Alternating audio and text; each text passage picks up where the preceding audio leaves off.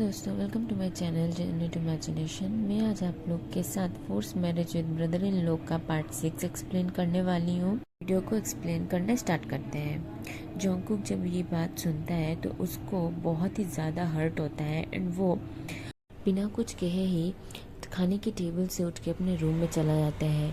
We भी अपने काम के लिए ऑफिस चला जाता है। वी भी बहुत ज़्यादा अपसेट है, लेकिन वो ये चीज़ दिखाता नहीं है। जॉन्गकुक अपने कमरे में जाके बहुत ज़्यादा रोना स्टार्ट करता है। तभी उसी वक्त उसकी मम्मी आयु उसे कॉल करती है, लेकिन जॉन्गकुक फ़ोन पिक नहीं करता, क्योंकि अगर वो इस वक्त आयु से बात करेगा तो आयु को पता चल जाएगा कि जॉन्गकुक अभी रो रहा है, इसीलिए वो कॉल पिक नहीं करता है। तो कुक की मम्मी जिन को फ़ोन करती है। जिन कॉल को पिक करके कहती है, यस मिसेस जियोन कहिए। तो फ़ोन की दूसरी साइड से आयु कहती है, हेलो मिसेस किम। एक्चुअली मिसेस किम, मैं बहुत ही टाइम से कुक को कॉल कर रही हूँ, लेकिन कुक कॉल नहीं उठा रहा था और मुझे बहुत ही ज़रूरी बात करनी थी, इसीलिए मैंने आपको कॉल किया। तो जिन कहती है, हाँ बोलिए मिसेस जियोन। एक्चुअली मिसेस किम, मेरे घर पे आज मेरा बड़ा बेटा यूनजून और उसके हस्बैंड शोबिन हमारे घर आने वाले हैं, इसीलिए मैं चाहती थी कि ते और कुक भी आए, ताकि उन दोनों के बीच जो हुई मिसअंडरस्टैंडिंग भी क्लियर हो पाए एंड दोनों बच्चे एक दूसरे से मिल पाए। इसीलिए जिन कहती है, हाँ हाँ बिल्कुल मिसेस जियोन, मैं ते से बात करती हूँ इस बारे में, डोंट वरी। अगर ते नहीं भी आता है तो कुक ज़रूर आएगा। तो आयु कहती है, शादी के बाद वो आप भी तक मेरे घर एक बार भी नहीं आया है, और ते आता तो अच्छा था, क्योंकि वो लोग बच्चे एक दूसरे से मिले भी नहीं है तो उन लोग का जान पहचान भी हो जाता। इसी बहाने सब एक दूसरे से मिल पाते एंड एक दूसरे को अच्छी तरीके से जान पाते। जिन कहती है, हाँ बिल्कुल आएगा। ठीक है मिसेस जियोन, मैं कुक को बोलती हूँ, शायद वो किसी काम में बिजी होगा, इसीलिए वो कॉल पिक नहीं कर रहा है। तो आयु कहती है, थैंक यू मिसेस किम मुझे समझने के लिए, एंड आप प्लीज़ तेई से एक बार बात कीजिएगा। तो जिन कहती है, हाँ बिल्कुल, एंड उसके बाद जिन कॉल कट कर देती है। जिन कुक के डोर के पास आकर बहुत बार नॉक करती है, बट कुक डोर ओपन नहीं करता है एंड कहता तो जिन डोर के बाहर से ही उसकी और आयु की कन्वर्सेशन वाली बात सब कुक को कहती है। तो कुक डोर को ओपन करके जिन को हक करके रोने लगता है। जिन उसे शांत कराती है। फिर कुक कहता है, डोंट वरी मॉम, मैं घर जाऊंगा एंड किसी को कुछ पता नहीं चलने दूंगा, और मैं इस शादी को टूटने नहीं दूंगा।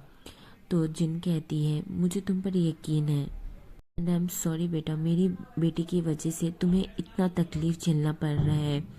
उस गधे को तो पता भी नहीं है कि वो क्या कर रहा है, मैं उसे समझाने की कोशिश करूंगी। तो कुक कहता है, नहीं माँ, मैं उससे बात करूंगा एंड मैं उसे समझाऊंगा। अगर तब भी बात नहीं बनी तो हम लोग सोचेंगे कि क्या करना है, लेकिन मैं उससे पहले बात करूंगा। मॉम, आपको लगता है ते चलेगा मेरे साथ घर?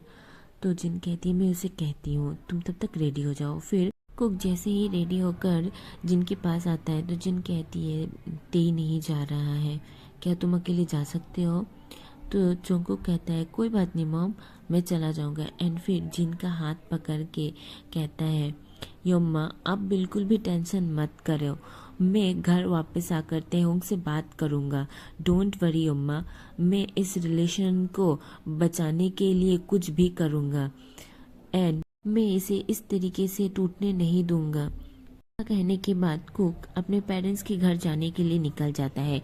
रास्ते में कुक सिर्फ वी की कही बातें को ही सोच रहा था।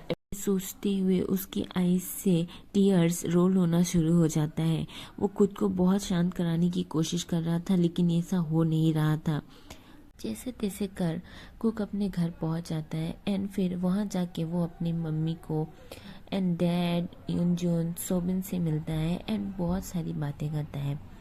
ऐसे ही कुछ टाइम जाने के बाद यूनजून पूछता है कि तुम्हारा हस्बैंड क्यों नहीं आया है, तुम्हें आना चाहिए था ना उसके साथ। तो कुक कहता है, अरे उसका ना बहुत इंपॉर्टेंट मीटिंग आ गया, इसीलिए वो मुझे ड्रॉप करके चला गया है, जबकि कुक अकेले ही घर आया था। कुक ने अभी तक अपने घर में नहीं कहा है कि वी ने उससे डिवोर्स लेने की बात कही है, इसीलिए वो यहाँ सबसे झूठ बोलता रहता है।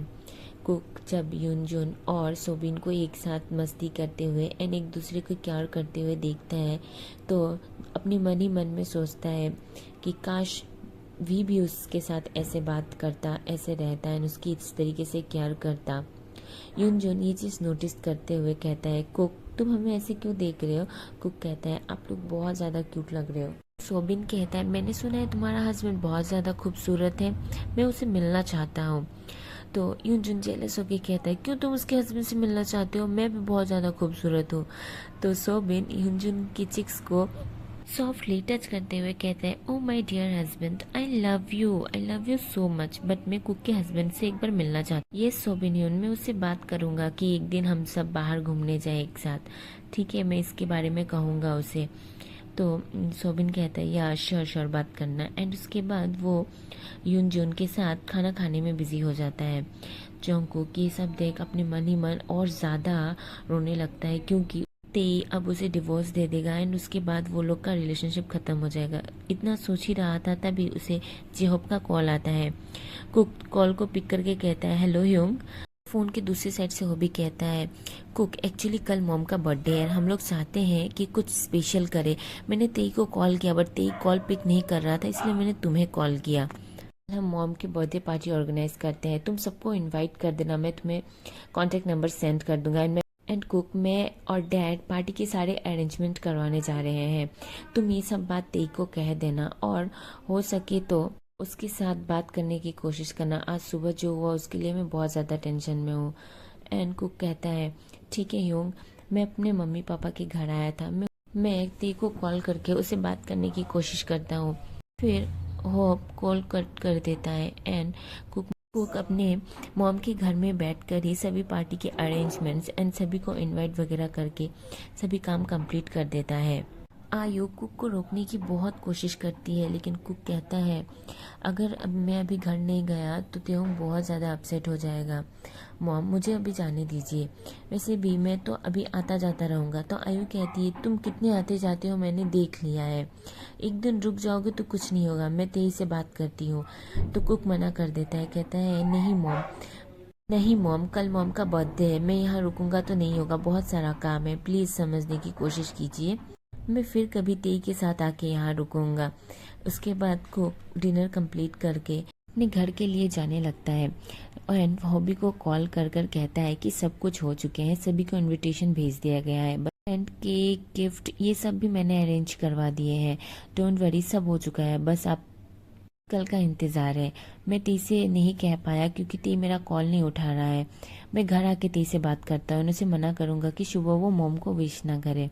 होप कहता है, ठीक है, मैं आपसे बाद में बात करता हूँ। इतना कहकर होप कॉल कट कर देता है। तभी बीच रास्ते में उसकी कार खराब हो जाती है एंड वो कार से उतरकर कार को ठीक करने लगता है, बट अनफॉर्चुनेटली ये ठीक नहीं होता है एंड उसकी कार जहाँ पे खराब होती है वहाँ पे उसे कोई भी व्हीकल नहीं मिलता है, जिस वजह से वो पैदल ही रोड पर चलने लगता है। कुक बहुत ही ज़्यादा अपसेट होता है एंड रास्ते में चलते हुए वो बस वी के बारे में ही सोच रहा था, वी की कही बात, ये सब उसके मन में बहुत ही ज़्यादा हर्ट कर रहे होते हैं।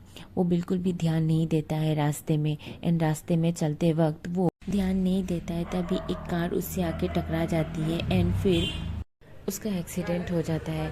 बेहोशी की हालत में जब कुक थोड़ी सी आंखें खोल के देखता है कि कोई लड़का उसके पास आ रहा होता है एंड उसके बाद उसकी आंखें बंद हो जाती है।